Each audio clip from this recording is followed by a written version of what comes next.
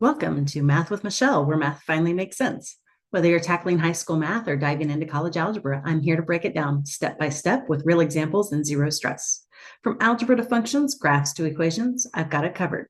Hit that like button and let's master math together.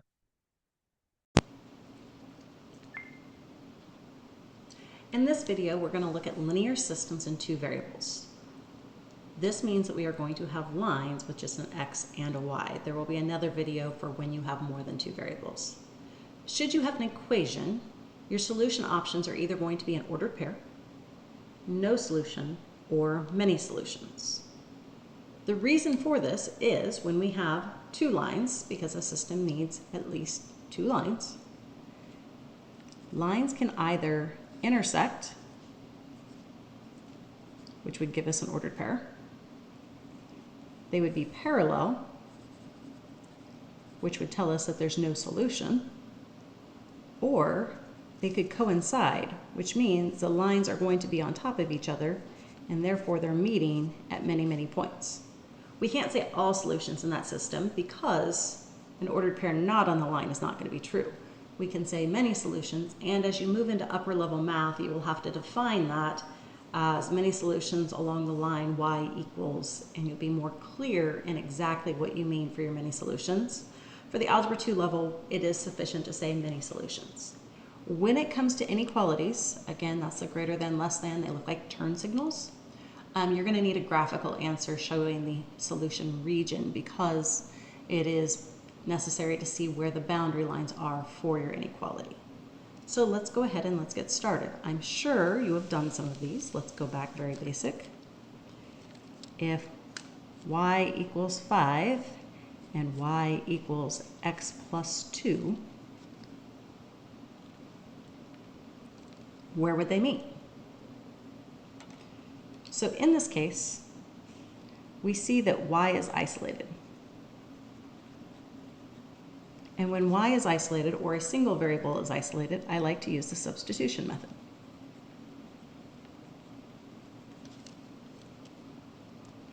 So I'm going to replace y with 5. So 5 equals x plus 2. Using the subtraction property of equality, we'll subtract 2 from both sides. When I take 2 away from this side, we go down to 3. When I take the 2 from this side, we're at x. So now I have an x value and an ordered and a y value, so I can write that as an ordered pair. The two graphs will meet at 3, 5. Again, I could have done that graphically. Why in this case do I have both x and y when in other variables I only wrote down, or other videos I only wrote down the x? That is because x and y were given in the original problem that usually you will see put together with a big brace. Again, this is an ordered pair, not an interval, because I did not write the xe out front. I just wrote 3, 5. So make sure that we understand that this time when we are using the parentheses, we are talking about ordered pairs, unlike other videos where I've done where we've talked about domain and range and we've used parentheses and brackets for notation. All right, let's check out another problem and let's see if we can do it the same way.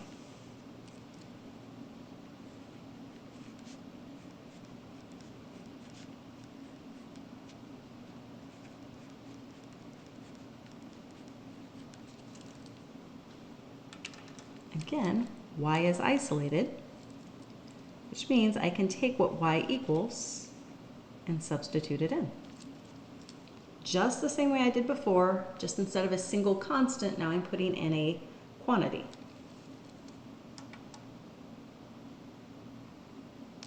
So I'll have my 2x plus,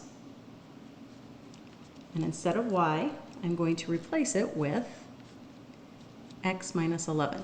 And again, anytime I use substitution, I utilize parentheses. Sometimes I don't need them. It was an extra step, but I do it just in case. Because there's technically a 1 right here, we are technically distributing a positive 1. We do know that multiplying by 1 does not change anything. It is an identity. So 2x plus x minus 11 equals 19. The left side of my equation is not simplified. I can combine like terms, so I will do that at this time. 3x minus 11 equals 19. Now that I've simplified my left side r, I'm going to separate the variables from the constants. All my variables are on the left side, so I'm going to put all my constants on the right. How do I get rid of subtracting 11 and cancel it to a 0? I will add 11. If I add 11 to the left, I must add 11 to the right. Therefore, we'll get 3x equals 30. Most of you are going in your head right now, well, 3 times 10 is 30, and you're absolutely correct. X is going to be 10. Now that I know x is 10, I'm going to need to re-substitute to find out the corresponding y. So I'm going to take this top equation because it's going to make my life simple. Right now it reads y equals x minus 11. I'm going to substitute 10. And 10 minus 11 is negative 1. So we are going to go ahead and write this as an ordered pair. The x comes before the y because we always put them alphabetical. So if they give you weird variables like a and b, it's all right. When you go to write your ordered pair, just put them in alphabetical order. Okay, so now we have this particular example, and you'll notice y is not by itself. Can I still use substitution? The answer is absolutely 100% yes. One of the variables is very easy to get by itself. Many of you might look at this and go, well, if I move the 3x to the other side, I could get y equals 3x minus 5. You'd be absolutely right. Others might have looked at this and said, hey, if I move the 8x to the other side, I could get this. Which one should you do? The answer, it does not matter. Okay? We could take this y equals from the bottom equation and substitute it into the top equation. We could have taken this y equals from the top equation and substituted it into the bottom equation. Or we could take the green equation and the pink equation and utilize substitution. The answer is it does not matter. It is your choice. However, to help people out when they see them both as y equals, I'm going to go ahead in this example and substitute the pink equation into the green equation. So the green equation says y equals negative 8x minus 16. I'm going to replace this y with the 3x minus 5. So I just substituted for y, changed it out to what it equals. So let's go ahead and let's look at that particular problem. So now we have 3x minus 5 equals negative 8x minus 16. And some of you might struggle to solve two-steps equations, so we're just going to make sure that we cover that as well.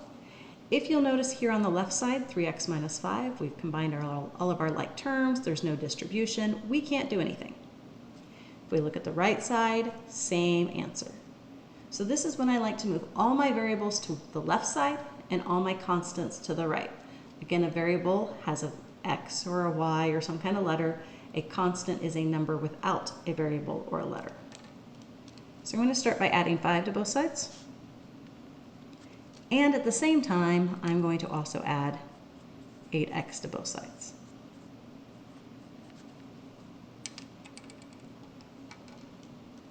So 3x plus 8x is 11x. Minus 5 plus 5 cancels out. Negative 8x plus 8x cancels out. Negative 16 plus 5 is negative 11. There we go. That's quite nice and simple. Variables are all on the left, constants are all on the right. And then we could divide. When we divide both sides by 11, we get x equals negative 1. I need an ordered pair though because I have a system of equations and my answers must come in the form of an ordered pair. I'm missing the y value. How could I get it? The answer is you have 4 different equations above that you could substitute into. I'm going to demonstrate 2 of them. Should you substitute it into the top equation here in green, you'd have negative 8 times negative 1 minus 16, which would give you 8 minus 16, which is negative 8. Should you choose this pink equation, you would have y equals 3 times negative 1 plus 5, which is negative 3 minus 5, not plus 5, minus 5, which is also negative 8. It doesn't matter. You're going to get the same y value either way. You get a choice. I know a lot of times in education and math, you don't get a choice. With these, you do. So should you have graphed both of these lines, they would have met at the coordinate -1, -8. This brings us to our next example. When I look at this one, I only see one variable that is easy to isolate, and that is the x right here. So because that one does not have a coefficient, meaning the number in front of it is 1, I'm going to go ahead and isolate that by adding 7y to the other side.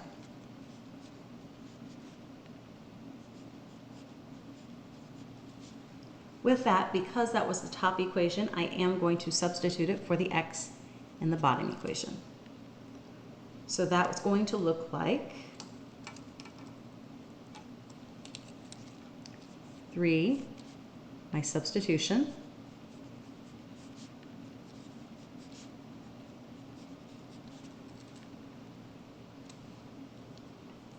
and now we need to simplify the left-hand side. There is a parenthesis with a number in front of it, so there's that distribution step. So we have 21y minus 57 minus 2y equals -19.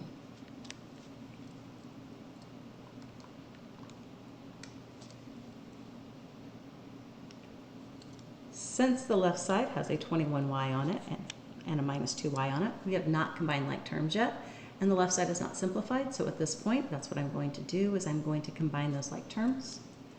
21y minus 2y is 19y minus 57 equals -19. At this point now, I'm going to add the 57 to both sides. So that will give me 19y remaining here, and that will become 38 on that side. After that, we can divide by 19, and we find out that y is going to be 2.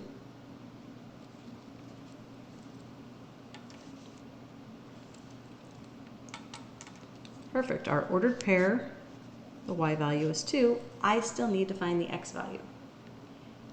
That's where we're going to take this y value and come back up here. Our x is going to be 7 times our y value minus 19. So you can go ahead and substitute that into a calculator, and you will find out that x will be -5. So our ordered pair is -5, 2. That is one method we could solve for it, because we utilize substitution when a variable was easy to isolate. In this case, we isolated the x. I am going to redo this problem, but we're going to use a second method.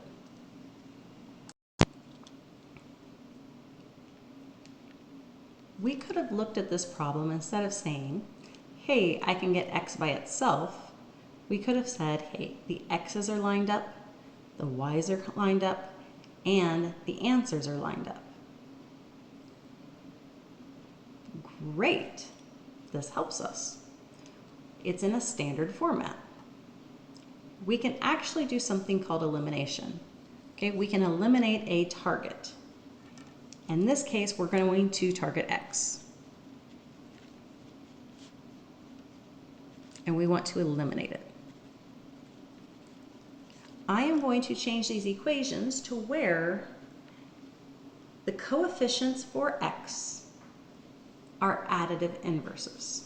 Okay, so coefficients, numbers in front of variables, are additive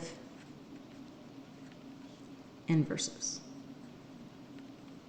And I'm going to do that by making an equivalent equation. Right now, the equations are kind of like in reduced form. If you think about it, 5/10 and 1/2, they're equal, but one is reduced and one is not. So we're going to think of the equations as in reduced form, and we're going to unreduce them. So it's kind of like getting a common denominator. Remember when you used to times 5 and times 5 to get you back to that fraction? That's what we're going to do, except we're going to do it with equations. And I don't want a complete common denominator. I want additive inverses, meaning one is positive and one is negative. So if I look at my x values, because that's what I'm going to target, 1 and 3. 1 and 3 would have a quote-unquote common denominator of 3. This one is already at 3. I wouldn't need to change it. It's this one that needs to be changed.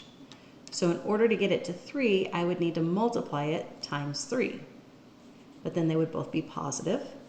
So I'm going to times this row by a negative 3, and I'm going to rewrite the problem.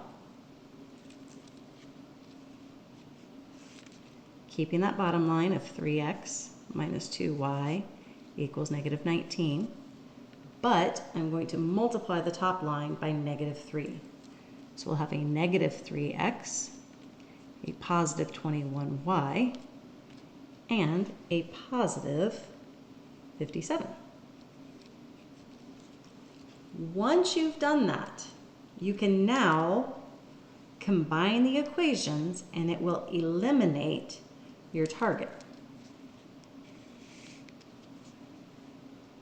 So when we add these together, you will get negative 3x plus 3x, gone. 21 minus 2y, 19y. 57 and negative 19, 38. Divide both sides by 19, we find out y equals 2. Now that we know y is 2, we can substitute into this equation, or this equation, or this equation, or this equation, to find out what x is. I am going to choose the original top problem, because that's where x has the smallest coefficient. That's the only reason why. So x minus 7 times 2 equals negative 19. X minus 14 equals negative 19. X equals negative 5. So our ordered pair is negative 5, 2. The same answer as when we utilize substitution. This process was called elimination because we went from having 2 variables to having 1 variable. So we eliminated x.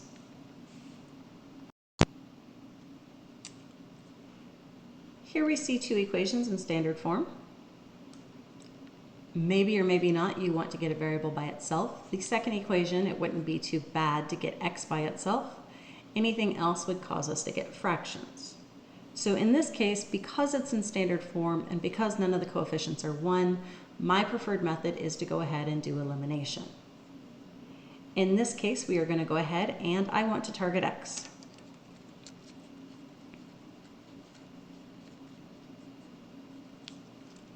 So since x is our target, we need to get the 5 and 3 to a common number. If they were the denominators of fractions, you would multiply one by the other, and we can kind of do that in this case. We can multiply this equation by 3 and this equation by 5. That would make them both 15. However, we did talk about having additive inverses, so we want one to be positive 15 and the other to be negative 15. So you need to pick one of them to be negative. I'm going to pick the lower one. Alrighty, so when we multiply the top equation by 3, that will give us 15x plus 12y equals negative 90. When we do the bottom equation, we will have negative 15x plus 45y equals positive 90. So now we are going to combine them. I'm going to draw a line like here. That way we know that we're combining them into 1. 15 minus 15, 0x. The x's cancel. 12y plus 45y, that's 57y. Negative 90 plus 90 is 0. Now some of you might get very worried here. We still have a variable, so we have an answer. 57 times what is 0? Well, if you divide by 57, and you divide by 57, in case you don't believe me, I'll go ahead and grab that calculator. 0 divided by 57 is 0. That's great. Is it okay for your variable to be 0? Yes. If y equals 0, it just means these meet somewhere on the x-axis. At an ordered pair, something, comma, 0. That's great. I don't mind solving whenever the numbers are 0. It actually makes the math really easy.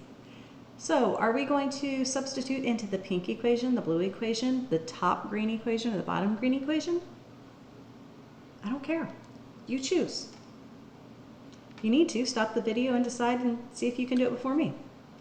Otherwise, I'm going to go ahead and substitute into the one with the smallest number. I'm going to pick this one. 3x minus 9 times 0 equals negative 18.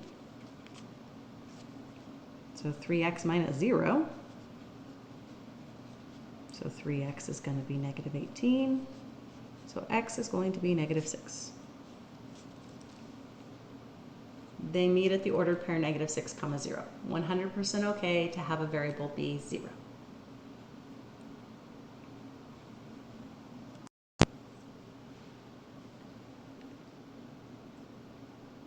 So now I have equation in standard form and one in slope-intercept form where y is isolated.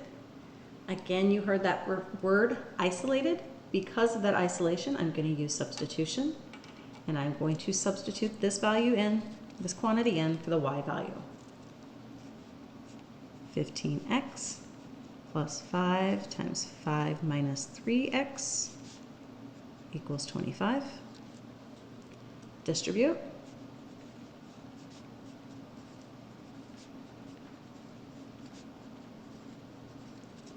Combine like terms.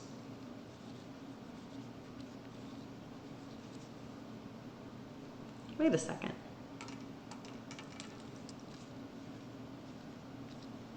All the variables are gone.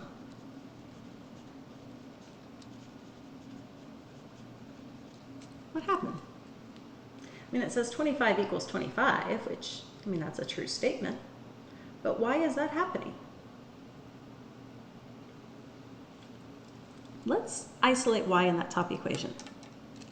So to get y by itself, I'd subtract the 15x. And I divide everything by 5. Yeah. Negative 3x plus 5, 5 minus 3x. Is that the same thing? Remember when I said you could have a line and then the other one would come back and be perfectly on top of it? That's what they've done here. These are just the same line described in two different methods. So because all of our variables canceled, it could have either been the coinciding lines or parallel lines. So when all your variables cancel, you have two options. No solution. And no solution would happen if you have parallel lines. Or many solutions. And again, many solutions happens when you have that coinciding lines. I'll draw this to where we can tell that both colors happen. So because 25 equals 25 is a true statement and all the variables are gone, we now know we have many solutions. Some schools will go ahead and have you write IMS, infinitely many solutions, and that's a great way to abbreviate it if you don't want to write out many solutions. It is not all solutions. Not every ordered pair would make these true, just a lot of ordered pairs. Any ordered pair along this line would make it true. The college algebra way, just for those of you who want to know ahead of time, would be the set of all ordered pairs such that y equals 5 minus 3x. That is the college algebra way of stating infinitely many solutions. So all ordered pairs on the line.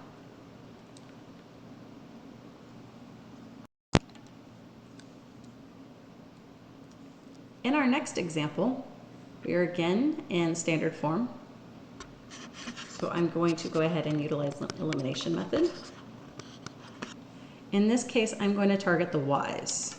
So I'm going to try to get a common number between the 2 and the 4. And I know if I times the top row by 2, it will become 4 and 4. So that would be our quote-unquote common denominator. But I want one to be positive and one to be negative. So I'm going to times the top row by -2. And I'm going to keep the bottom row unchanged. You can multiply them both. It's okay. All right, so taking the top row by -2, that would give me -10x, -4y, and -14. Keeping the bottom row the same, I have 10x plus 4y equals -3. Almost times the bottom row by 2. And when I combine those, -10x and 10x is gone. -4y and 4y is gone. So when I combine the left-hand side, I get 0. When I combine the right-hand side, I get -17. What's going on here? You'll notice by looking at the graph on Desmos, which is a nice little graphing tool, it's available online, or you can get the app, you will see that 5x plus 2y equals -7 is graphed in red, 10x plus 4y equals -3 is graphed in blue. We happen to notice that they are parallel to each other. And by definition, parallel lines are never going to intersect, which kind of explains why we're getting the 0 equals -17. We're getting something that is very false. The variables are gone, which means no solutions or many solutions. What we just stated, right? All the variables cancel. You either get parallel lines or many or coinciding lines. In this case, because we have a false statement, that tells us they were parallel lines. So our final answer for this will be no solution. So first off, we have to graph our 3 lines. I'm actually going to graph them and shade them at the same time. Because it's an inequality, if you've heard me talk about it in other videos, I can also call them turn signals. We are going to make sure that we have shading because we have an inequality. So our first inequality here is y is greater than or equal to 8 minus x. Because it's underlined, it's going to be a solid linear line. And because it's greater than, it's a right turn signal, correct? So how do you get your right turn signal on in your car? You shade up. So we are going to draw a straight line, and we are going to shade above it, or up, hence the greater than. So our y-intercept, our number that's by itself, is 8, and our slope is -1.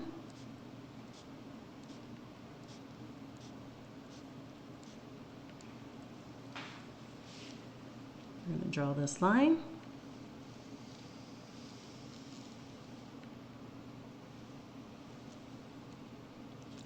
And then remember, we're going to shade up. So up, up, up. I am not going to color that all in now because our final answer is going to be where all of our shading comes together. So I just kind of wanted to have little arrows telling me, hey, I would have shaded above this orange line. So again, on this one, it's underlined, so it's going to be solid. But this time our turn signal is pointing left. And to get a left turn signal on in your car, you would push down on your blinker. So we're going to shade down or less than. But I have a lot of students that like to think about their turn signals because they can mentally visualize that. So our y-intercept is going to be at 12. And our slope is -2, so down to over 1, down to over 1, down to over 1, down to over 1.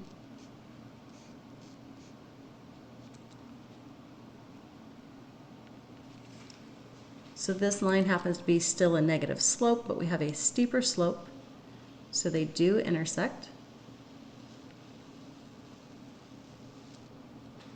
And we said we'd shade down, so from here down, from here down, from here down.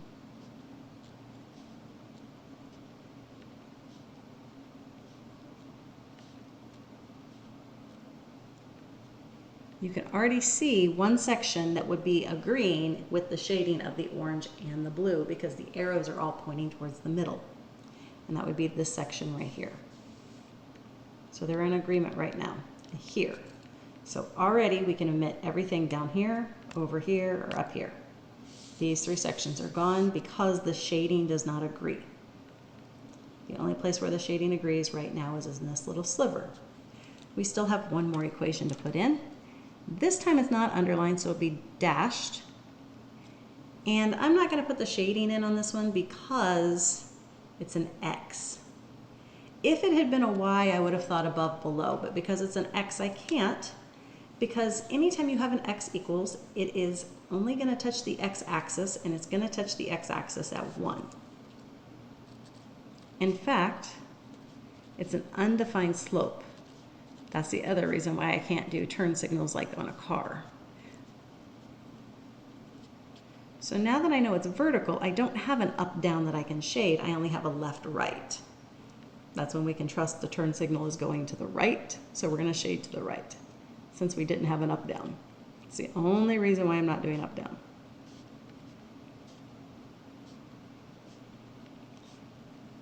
Now, if I were to actually color everything in blue, where I have the blue arrows, and everything in orange, where I have the orange arrows, and green, where I have the green arrows, or if you put it on Desmos, Desmos does a great job of shading, you would find out that the answer is every ordered pair, even the decimal ones, that fall inside that triangle. Nothing else. So how would I describe my solution? I would describe it with that image. There's no reason to try to write down answers.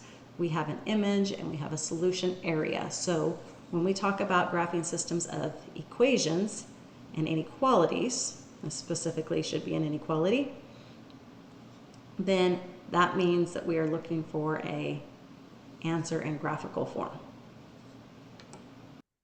Thanks for learning with me here on Math with Michelle. If this helped, give it a like and don't forget to subscribe for more clear and simple math lessons. Got a question or topic you want me to cover? Drop it in the comments. Until next time, keep practicing, stay curious, and remember, you've got this.